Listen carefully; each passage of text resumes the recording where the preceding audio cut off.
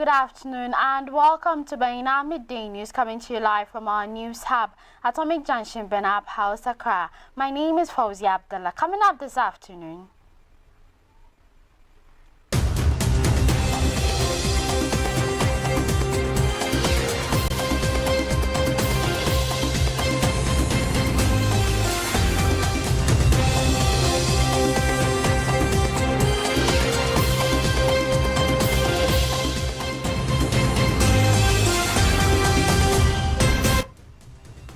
More than 500,000 final year senior high school students across Ghana are set to begin this year's WASSCE today.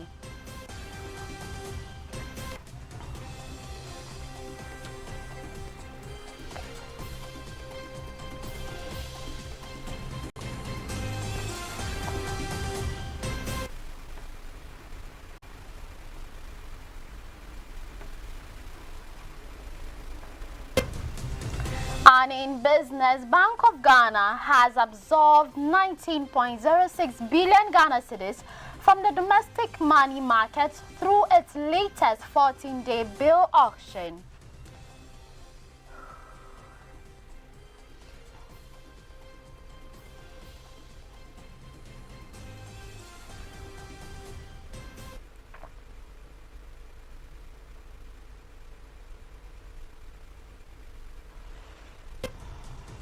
And on the international front, Donald Trump is on his way to Beijing to meet China's President Xi Jinping and says he'll have a long talk about Iran, but trade will be the main focus.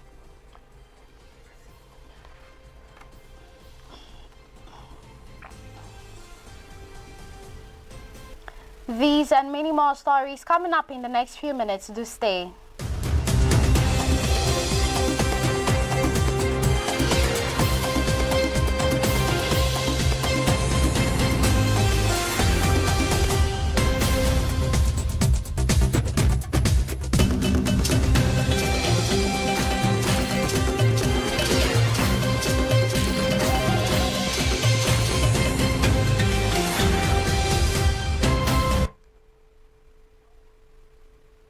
Thanks for staying. You're watching Baina Midday News and we're streaming live on Facebook and on YouTube at Baina TV. Now to our very first story. More than 500,000 final year senior high school students across Ghana are set to begin this year's West African Senior High School Certificate examination, starting with the oral English paper. The 2026 examination marks Ghana's return to the national WASSCE system alongside other West African countries after several years of writing separate papers following disruptions caused by the COVID-19 pandemic.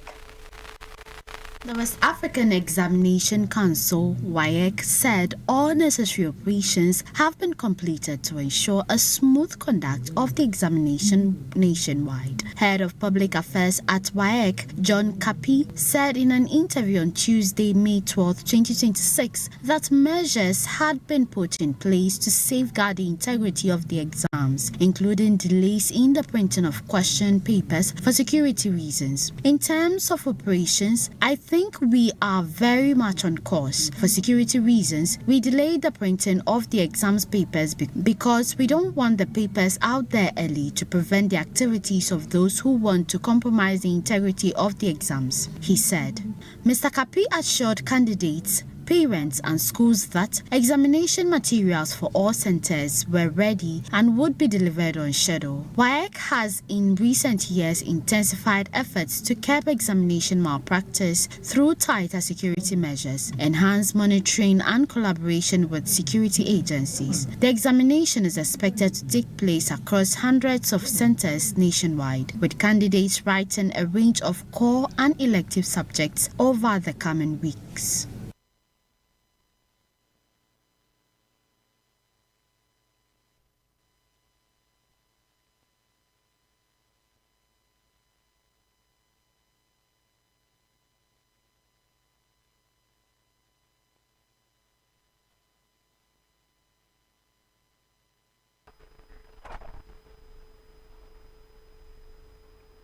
Moving on, workers of the National Identification Authority under the Public Service Workers Union have begun an indefinite nationwide strike over unresolved concerns relating to their working conditions. The industrial action was declared in a directive issued by the NIA division of the union following what it described as a unanimous decision by its Divisional Executive Council after the expiration of a 7-day notice earlier served by the mother union.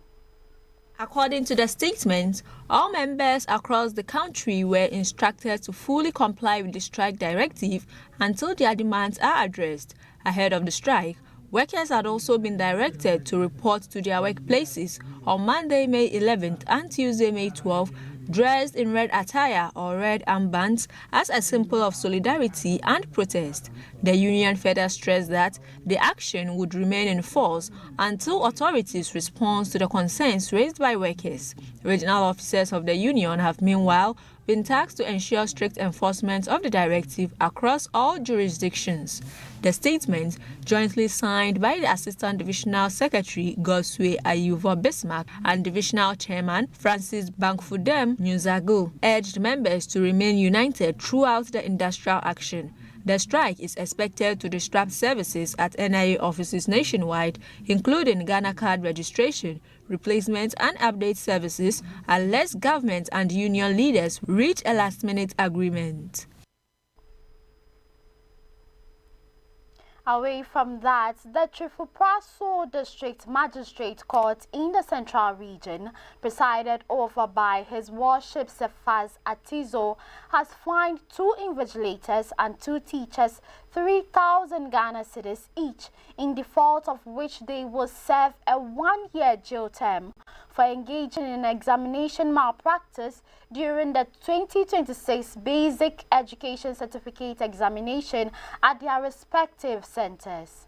The convicts are David Kwabena Mensah, Ruth Ampa, Millicent Marfo, and Kennedy Anoche.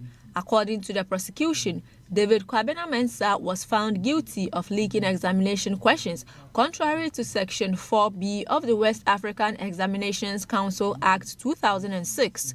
The 38-year-old reportedly used a mobile phone to photograph an examination paper and shared it on WhatsApp.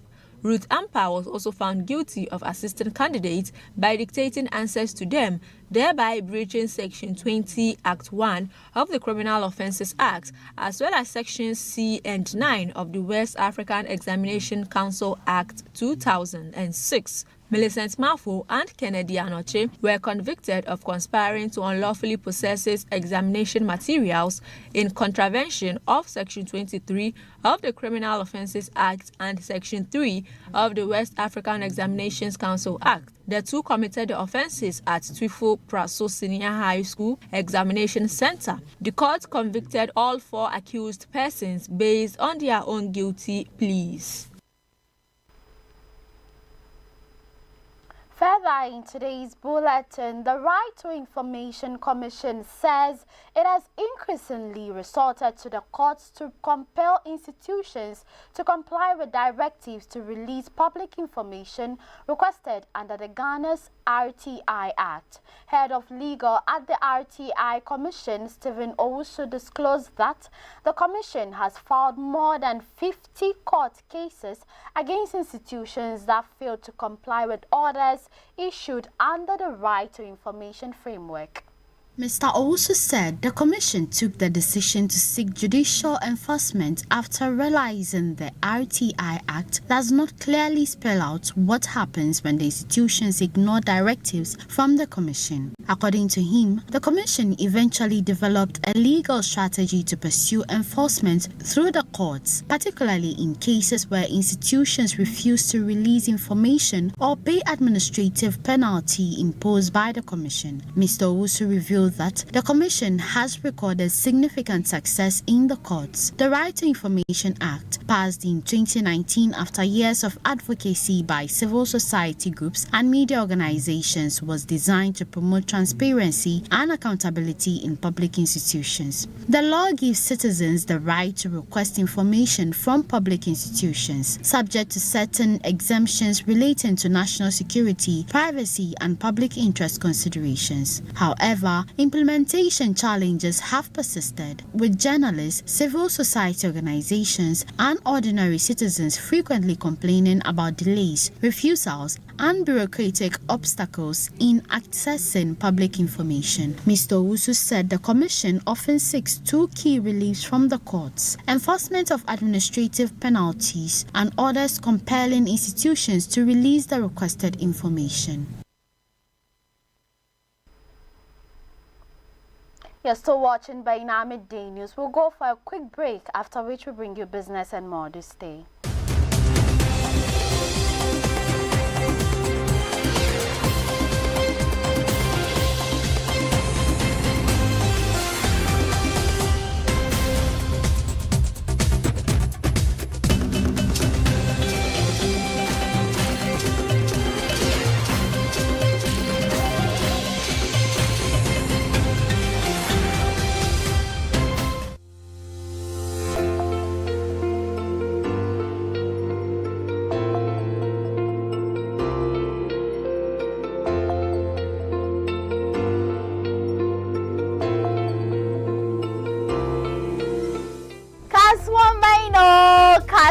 Baina ina masu ciniki me kake sayarwa, abincin ci ne ko kuwa rigan sawa ne? Kasuwan Baina is here to take your business to the next level and then give your business the spotlight it needs. It doesn't matter where you are. Call us, Kasuwan Baina, we will come. So take this number 053-948-7757. Let's take your business to the next level. Kasuwan Baina, let's go together.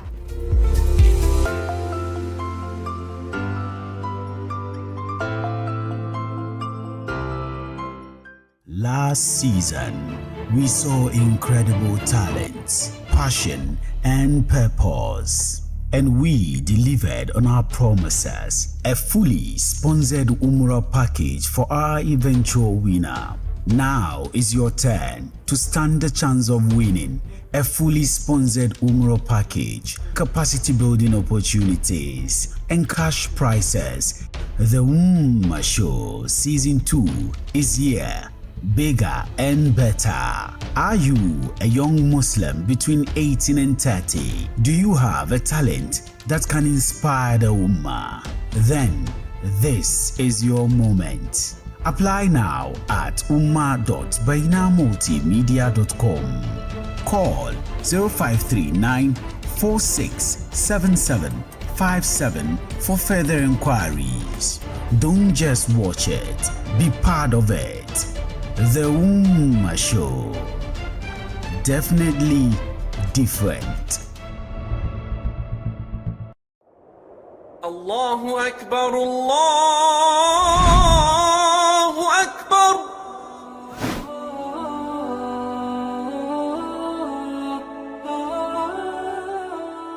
The word Islam is an Arabic word which means to surrender.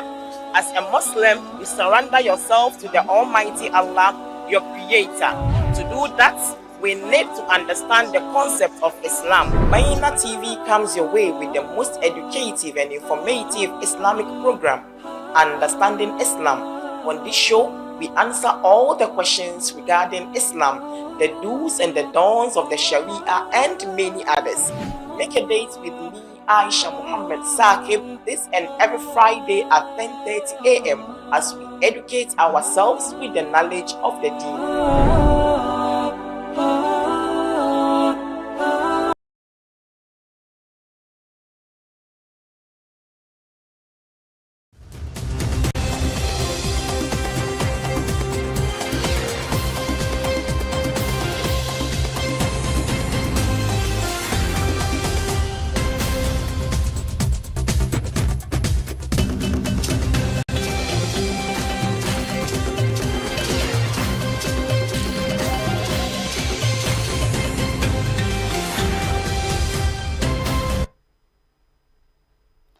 welcome back and thanks for staying. If you just tuned in, you're watching Baina Midday News and we're streaming live on Facebook and on YouTube at Baina TV. Now let's delve into the world of business, and the Bank of Ghana has absorbed 19.06 billion Ghana cedis from the domestic money market through its latest 14-day bill auction. Results from Tender 861 conducted on May 11, 2026 showed that the short-term bills were allotted at a weighted average discount rate of 10.4579%, translating into an effective interest rate of 10.50% for the investment period. The auction attracted bids rates ranging between 10.40% and 10.49%, with successful bids allotted largely within the same range. The sizable liquidity mob-up highlights the Bank of Ghana's ongoing use of short-term instruments to regulate money supply and stabilize short-term interest rates within the financial system. BOG bills are commonly deployed as a monetary policy tool to absorb excess liquidity from banks to prevent surplus funds from creating inflationary pressures or volatility in the foreign exchange market. The latest operation comes at a time when Ghana's interest rate environment has adjusted sharply downward following sustained declines in inflation and recent monetary policy easing measures. However, the scale of the auction suggests the central banks remain cautious about liquidity conditions within the banking sector, even as macroeconomic indicators continue to improve. For banks, the 14-day bill provides a relatively low-risk short-term investment option at a time when the Bank of Ghana's active liquidity management strategy within the central bank seeking to achieve its core mandate of maintaining price stability. Now to some news beyond our borders. U.S. President Donald Trump is on his way to Beijing to meet China's President Xi Jinping and says he'll have a long talk about Iran, but trade will be the main focus. The U.S.-Israel war on Iran is one between a proud people and professional liars who fabricated justifications for atrocities. Tehran, he doesn't think about Americans' financial situation when it comes to the war, and stopping Iran from having a nuclear weapon is his top priority. 2 separate airstrikes hit cars in Lebanon's Jiyeh area south of Beirut as more relentless Israeli attacks as Hezbollah launches rockets towards invading soldiers in the south.